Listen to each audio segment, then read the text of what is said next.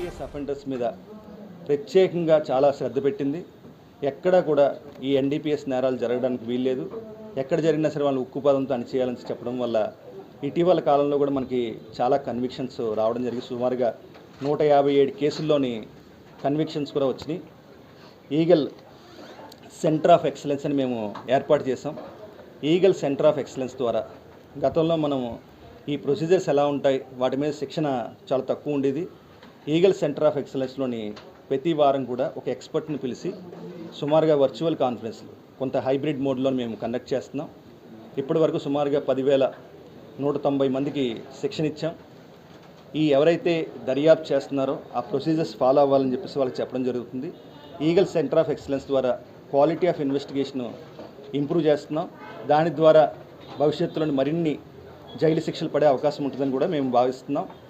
Each case మేము ప్రతి case కూడా ఒక ఛాలెంజ్గా తీసుకుంటున్నాం. దానికి సంబంధించిన ఎనాలిసిస్లు అవన్నీ కూడా ఈగల్ హెడ్ క్వార్టర్లో మేము చేస్తున్నాం.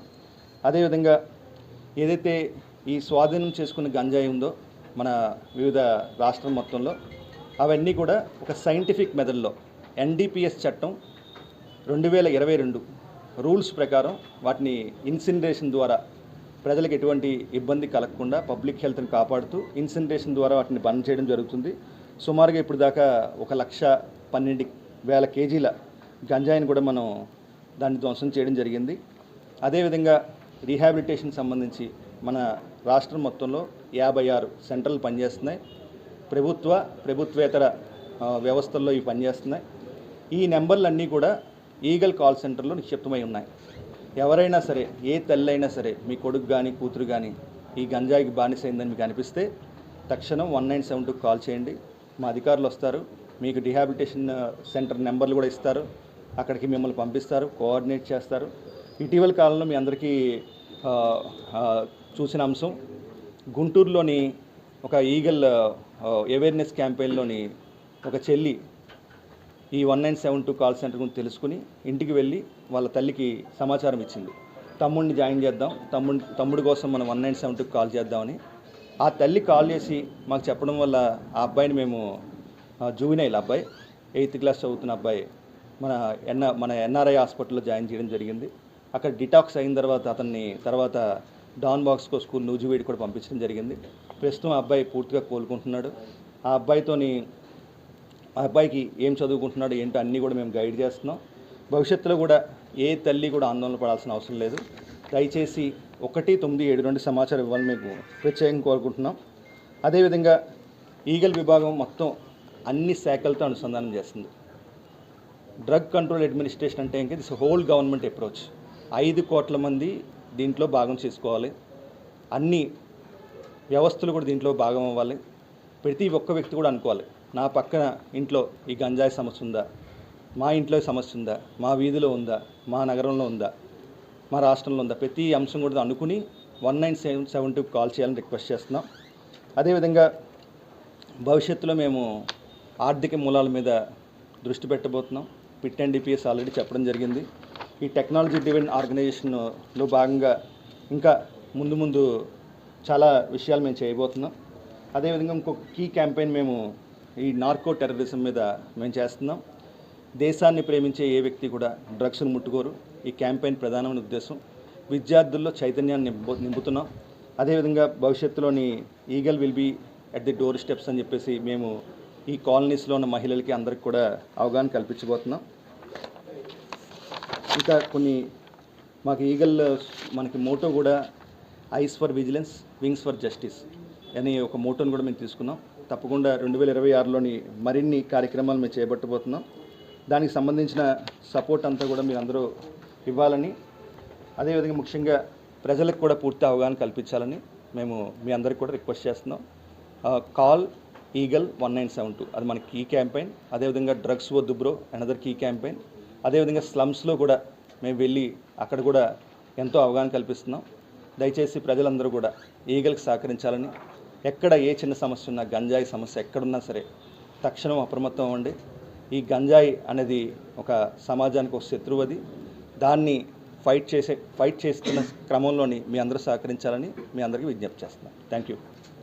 ఎప్పుడైనా క్వశ్చన్లు ఉంటే మీరు అడగచ్చు. వచ్చింది ఎక్కడో రాజస్థాన్ ఉంది, ఇక్కడ దాకా వచ్చి ఎందుకు చేస్తున్నారని అనుమానం బలపడి మేము ఇంకా అలాంటి వాళ్ళు ఎంతమంది ఉన్నారో మేము వెరిఫై చేసాం. పాడేరులోని ఒక హార్డ్వేర్ షాప్ నడుపుతూ ఒక రాజస్థాన్ ఫ్యామిలీ ఉంది. సో అతను కోరాపుట్ వెళ్ళాడు, మల్కాన్గిరిలో వచ్చాడని సర్విలెన్స్ పెడితే ఇంకా తర్వాత ఈ చిన్న ఇన్పుట్తో ఎంత పెద్ద ఇంటర్ స్టేట్ గ్యాంగ్ బస్ట్ అయిందంటే ఇంకా అతను ఒకసారి వెహికల్ తీసుకుని దాంట్లోని ఒక లేడీని ఎక్కించుకుని ఒక పోలీస్ యూనిఫామ్ కూడా పెట్టాడు దాంట్లో. వచ్చి తర్వాత మన చెక్ పోస్టులు కూడా అతను అరకు నుంచి కింద దిగి విజయనగరం చెక్ పోస్టులు కూడా అతను బ్రేక్ చేయడం జరిగింది. సో తర్వాత అతన్ని మనం అరెస్ట్ చేయడం, తర్వాత పోలీస్ కస్టడీ తీసుకోవడం. సుమారుగా ఏఎస్ఆర్ జిల్లాలోని మేము 343 మందిని 12 రాష్ట్రాల్లో వ్యక్తుల్ని మేము గుర్తించడం జరిగింది. అంటే ఈగల్ ఇంపాక్ట్ ఎలా ఉందంటే ఇంకా ఒక్క కానిస్టేబుల్ ఒక్క ఆలోచన ఎన్నో సంవత్సరాలుగా వాళ్ళు అక్కడ ఉన్నారు. ఇప్పుడు చాలామంది వెకేట్ చేశారు, ఇంకా కొంతమంది ఉన్నారు. వాళ్ళందరి మీద కూడా నిఘా పెట్టాం. నిఘా పెట్టడమే కాకుండా మొత్తం దేశంలో ఉన్న అందరి ఏఎన్టీఎఫ్లకి ఆ సమాచారం ఇవ్వడం జరిగింది. వాళ్ళతో కోఆర్డినేషన్ చేస్తున్నాం. మీకు ఈ వ్యక్తులు మీ కేసుల్లో ఉన్నారా, కొంతమంది ఉన్నామని సమాచారం ఇస్తే వాళ్ళు వచ్చి తీసుకెళ్లారు. సో ఇట్లాగా మన ఈవెన్ అస్సాం నుంచి కూడా మేము లెటర్లు రాయడం జరిగింది. వాళ్ళు కూడా స్పందించారు. రాజస్థాన్ నుంచి, తమిళనాడు నుంచి, ఇంకా ఇతరత్ర కేరళ నుంచి ఇట్లాగా రకరకాల వ్యక్తులు పనిచేయడం వల్ల ఇట్లాంటి ఇంటర్ స్టేట్ గ్యాంగ్స్ కూడా మేము చాలా బ్రేక్ చేసాం. ఇంకా చాలా నెట్వర్క్స్ కూడా మేము బ్రేక్ చేసాం. ఇంకా భవిష్యత్తులో కూడా బ్రేక్ చేయబోతున్నాం. ఇప్పుడు మీరు సాల్వ్ జీరో అంటున్నారు, ఇంత పెద్ద నెట్వర్క్ను బ్రేక్ చేసాం అంటున్నారు. అయినా గంజాయి విషయం కూడా ఎందుకు జరుగుతుంది సార్? మన మదనపల్లి ఘటన కూడా గంజాయి వల్ల జరిగింది 7 సంవత్సరాల పాటు. అది మీరు మామూలుగా అంటే మనం ఏం మాట్లాడుతున్నాం సార్, పల్లె వెళ్తే కొన్ని చోట్లకి చాలా విచ్చలవిడిగా లభిస్తుంది సార్ గంజాయి. ఇదే పక్క విజయవాడలో లభిస్తుంది, బయట కూడా. అది ఏంటి ప్రాబ్లం, దానికి రీజన్?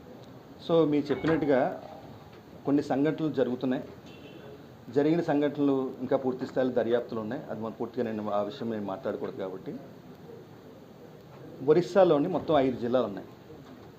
కోరాపుట్టు, మల్కాన్గిరి, గజపతి, గంజాం, కాందహార్.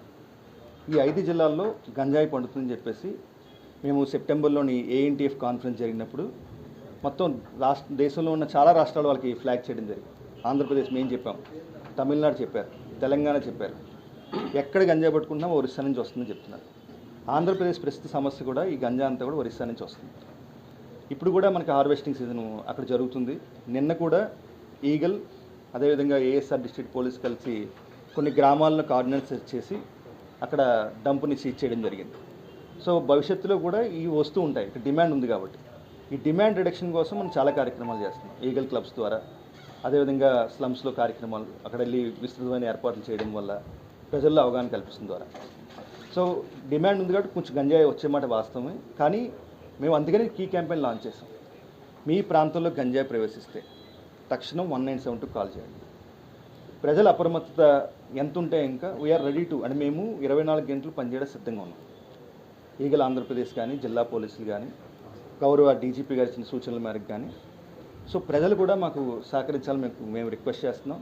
అదేవిధంగా ప్రజల సమాచారమే కాకుండా ప్యారలల్గా మా సర్వేలెన్స్, మా ఇంటెలిజెన్స్ వ్యవస్థల ద్వారా మేము కూడా సమాచారం తీసుకుంటాం. దానివల్ల ఈ మధ్యకాలంలో మేము ఎన్నో రకాల నెట్వర్క్స్ బ్రేక్ చేయడం అది జరిగింది. మేజర్ డామ్స్లో ఉన్నాను మనం ఈ మధ్య పట్టుకున్న వాళ్ళు ఉన్నాం సార్. ఈ సరఫరా నెట్వర్క్లో ఉన్న వాళ్ళు చిన్న చిన్న రైళ్లలోనూ వీళ్ళని పట్టుకుంటున్నారు మీరు. ఈ రాజస్థాన్ నెట్వర్క్ అదేనండి. రాజస్థాన్ నెట్వర్క్ లాల్ సింగ్ అని చెప్పేసి అతను ఇదివరకు కూడా చాలా కేసుల్లో ఉన్నాడు.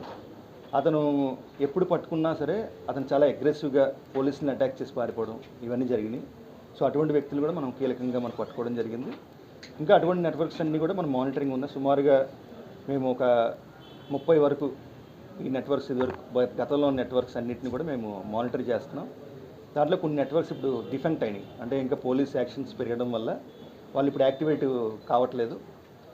వాళ్ళు యాక్టివేట్ అయితే మాత్రం వాళ్ళందరినీ కూడా లోపలేయడానికి మనం సిద్ధంగా ఉన్నాం. అదేవిధంగా పాత కేసులు వాళ్ళ మీద ఉన్నాయా అనే విషయాలు కూడా మేము పరిశీలిస్తాం. Thank you.